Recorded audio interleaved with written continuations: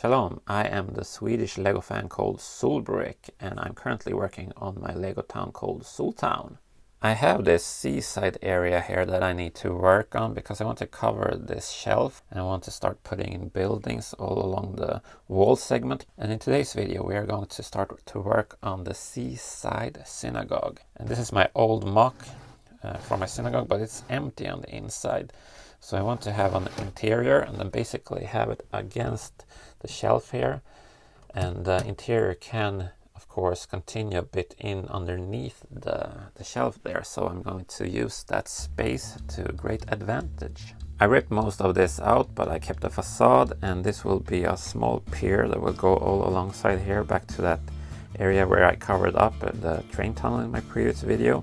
Then it will continue like this and this, because this will be the new seaside area with buildings.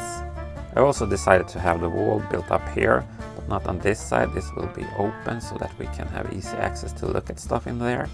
I've put in tan plates to make the floor look a bit nicer than the black base I used. The wide wall has 9 windows, and the reason for that is that many synagogues have 12 windows. The 3 remaining ones are on the front side. The 12 windows represents the 12 tribes of Israel. Judaism is the state religion in Soltown, but it's not mandatory to participate. Most citizens are considered atheists, but tradition is tradition. The back wall faces south towards the holy city of Jerusalem and the eastern wall. Behind these large doors is the Ark, and that's where the Torah is kept when it's not being used. The Ark of the Covenant in the Bible is the Ark where Moses stored the 10 Commandments. Let's put in the near to mid, the eternal light that is always lit over the Ark and symbolizes God's eternal presence. On the side we have the 10 Commandments written in Hebrew, as you can clearly see. Here's the menorah, a 7-branched candlestick. Yeah, I couldn't figure out how to fit 7 candles, so you will have to use your imagination here. The light of God. There should also be a Star of David in here, but that was a bit tricky as well to create in small Lego form. Anyways, let's put in the bimah. This is where the Torah is read, and here's my mock of a Torah scroll. In this synagogue, the rabbi would be faced towards the Ark. We have some benches. It's common that men and women don't sit together, and since there's no men in Soltown after the Civil War, there's only this row of benches. If you visit the synagogue, you can borrow a kippah from this basket. And this is a very important feature for safety. A step so you don't fall down and hurt yourself.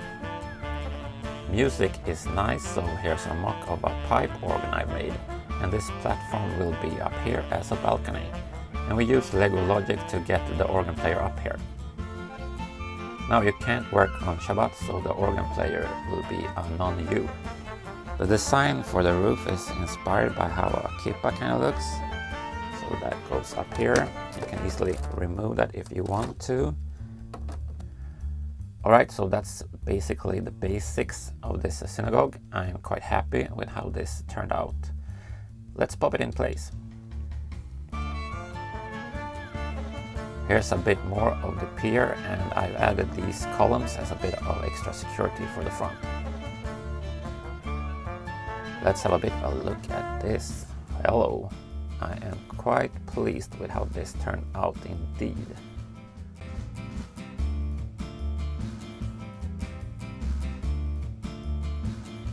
With that said, stay out of the nonsense, stay awesome, and please subscribe.